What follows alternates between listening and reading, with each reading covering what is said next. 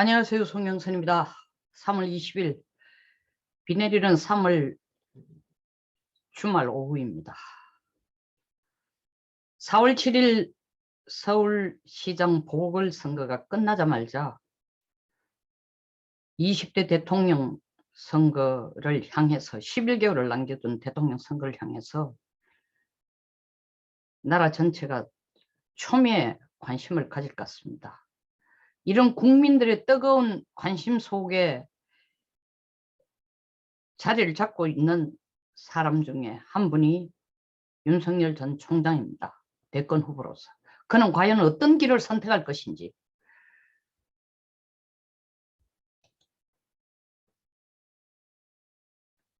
전략가들이 하는 말이 있습니다. 전쟁에서 이기려면 전쟁터를 잘 골라라. 미국 속담에도 이런 얘기가 있어요. Choose your battle. 하물며 전쟁뿐이겠습니까? 기업도 마찬가지고 출세도 마찬가지입니다. 비빌 언덕을 제대로 골라야 승진도 하고 돈도 벌고 전쟁에서 이기는 겁니다. 윤석열에게 던져진 과제는 전쟁터입니다. 어느 전쟁터를 선택해야 될 것인가. 지금 언론에서 여기저기 비치는 걸 보면 제3의 길이라는 그로 지금 유혹을 하는 정치인들이 있습니다. 윤석열에게 그것이 제3의 길이 비전이라고 던져주고 있는 사람이 있습니다. 뭐 정치의 역사에서 보면 제3의 길을 선택해가 이긴 사람들도 있습니다. 물론 안소니 기딘스가 말하는 제3의 길, The Third Way라는 그 책의 핵심에서 나오는 그와 똑같지는 않지만 이것도 저것도 아닌 제3의 길을 선택해서 성공한 대표적으로 일본의 호소카와 정권 같은 게 55년간 자민당 1938년 이후 55년간 자민당 독주 체제를 해오다가 도저히 참 말이 됩니까? 한 정권이 55년을 유지한다는 게. 여기에 대해서 반기를 든 게 비자민당, 자민당 아닌 사람은 다 모여라 해서 비자민당 소위 말하는 연립체계를 만들어서 수상이 된 사람이 호소카와예요. 또 토니 블레어도 마찬가지입니다. 신좌파 노선. 사실 토니 블레어의 브레인 역할을 해준 사람이 앤소니 기딘스예요. 제3의 길이라는 저서로서. 그리고 가장 최근에 좋은 예로는 프랑스의 마카롱 대통령이에요.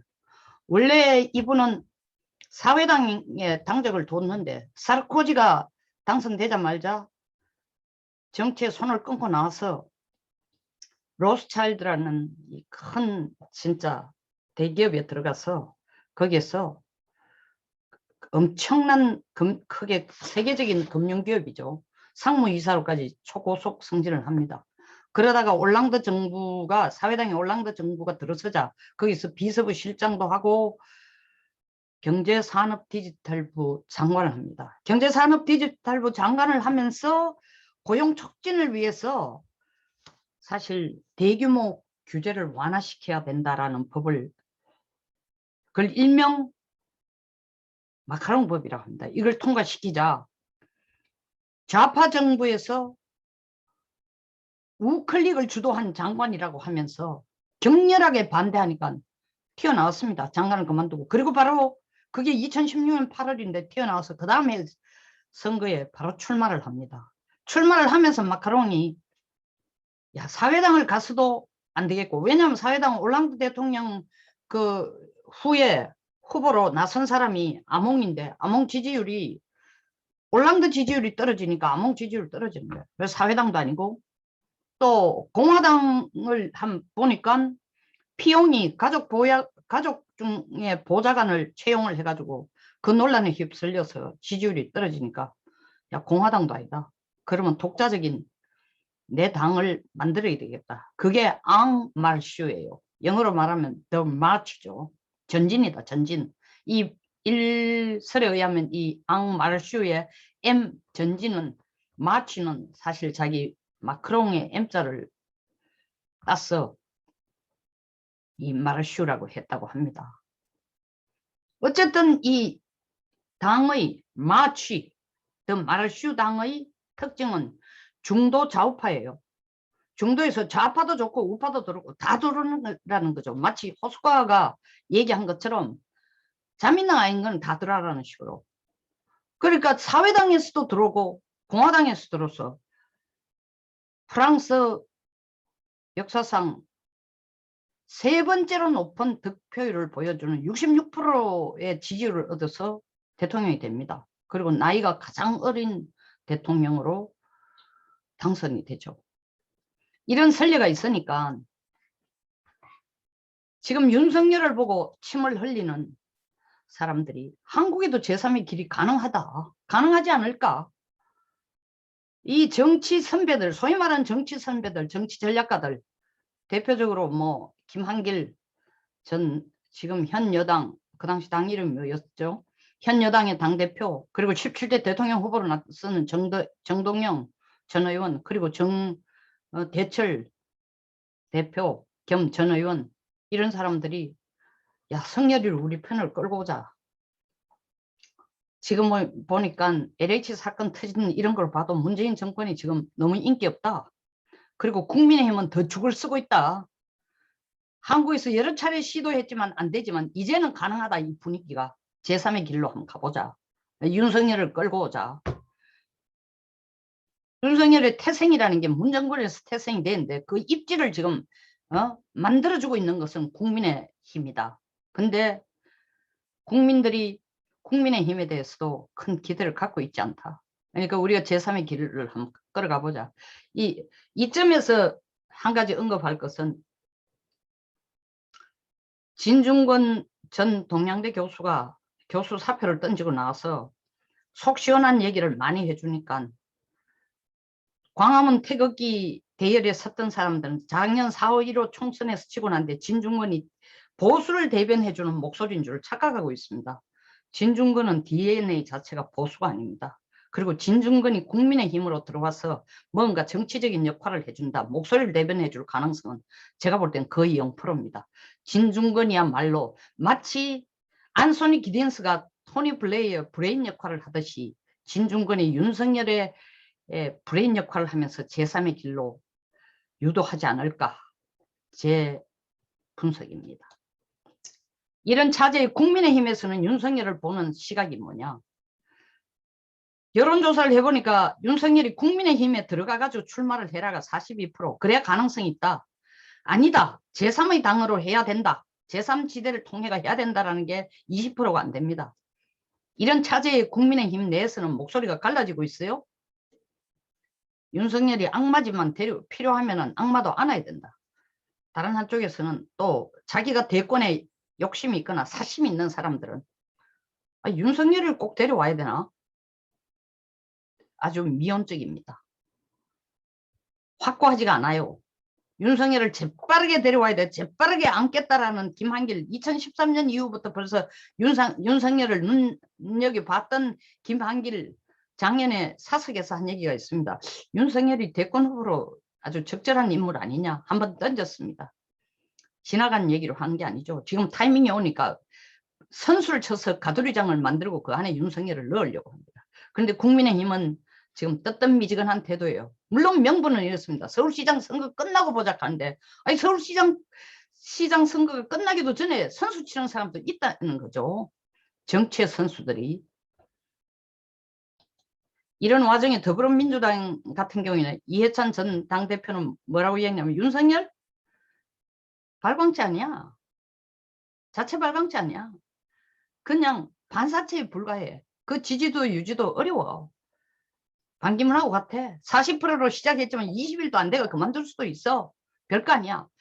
말은 이렇게 하면서도 제가 볼 때 더불어민주당이 윤석열과 완전히 손절한 건 아닙니다. 이낙연 지지율이 떨어지고 있으니. 그렇다고 이재명을 안기에는 완전 친문 세력도 아니고 필요할 때는 끌어다 쓰는 하나의 제3의 카드로 윤석열을 붙들어 두자라는 생각도 분명히 갖고 있습니다.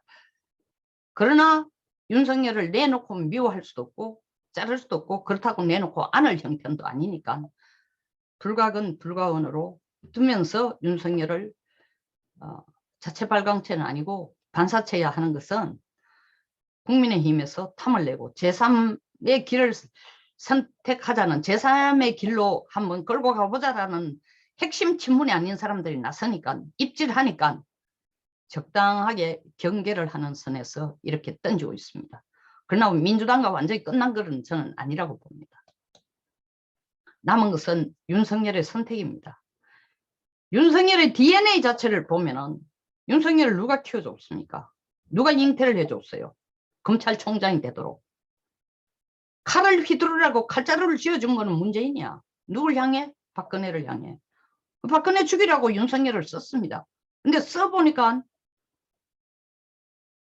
문재인이 원하는 쪽으로 꼭 가고 있는 건 아니다. 지금 뭐 공수처 사태 이런 걸 눈에 두고 앞에 두고 물론 지금 만들어졌지만 그걸 앞에 둔 시점부터 윤석열이 색깔을 확실히 드러내면 이대로는 안 간다. 자기가 2013년에 국정조사에서 국정감사 때 했는 말처럼 나는 사람을 섬기는 게 아니라 조직을 섬기는 거다. 나는 검찰에서 왕이 되겠다. 검사들한테 나는 존경받는 인물이 되겠다. 그 자존심을 내걸어서 검찰의 공정성을 얘기하면서 윤석열이 문재인에게 반기를 들고 검찰총장 사표를 던졌습니다.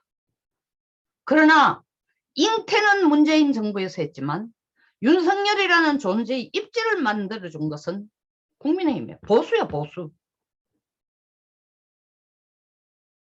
그 생모는 거기지만 양모가 여기가 될 수가 있는데 윤석열 자신이 지금 그게 윤석열의 DNA예요. 호죽초본이에요. 근데 이분의 선택이 야 민주당으로 계속 가려고 하니까 간단치 않고 국민의힘으로 오려고 하니까 적극적으로 받아들여주지도 않고 국민의힘에 오면 민주당이 죽일 거고 민주당이 가면 국민의힘이 지를 죽일 것 같으니까 뭐 장모 사건 마누라 뭐 온갖 거 다 끄집어내가지고 지금 막 진짜로 난도질을 하고 있지 않습니까? 아, 속 편한 제3의 길로 한번 가보자.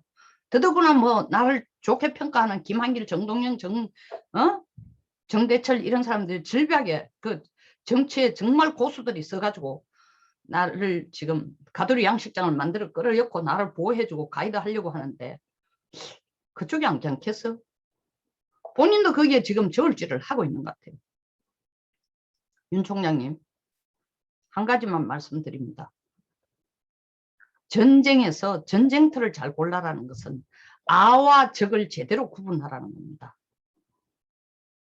지금 아와 적을 제대로 구분 못하고 제3자 피스키핑 같은 중립지대의 피스키퍼로서 있으면 누가 골병 드는지 알아요?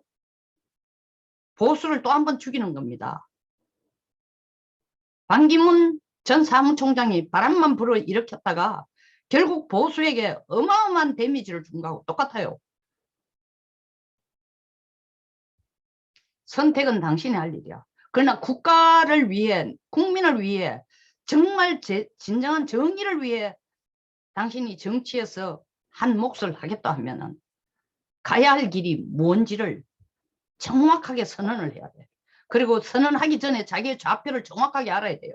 누구가 아고 누구가 적이고 가야 될 길이 어딘지. 당신의 선택에 의해서 대한민국의 정치 판도는 크게 달라질 뿐만 아니라 보수에게도 엄청난 영향을 미칠 수 있다는 것. 본인도 알고 있을 겁니다. 정말 나라를 생각해야 된다면 눈앞의 이익에서 좌지우지 되거나 흔들리지 마시오. 그리고 뭐 이미 떠난 거지만 반기문 전 사무총장처럼 이 대선이 가시밭길이요. 꽃길인 줄 착각하고 여기 발들어 놓으면 안 됩니다. 이판 오와 사판입니다. 목숨을 걸고 할 자리입니다. 그리고 국민을 위해 뛰어야 될 자리입니다. 당신의 제대로 된 선택을, 판단력을, 결심을, 용기를 한번 기대해 보겠습니다. 끝까지 시청해 주셔서 감사합니다.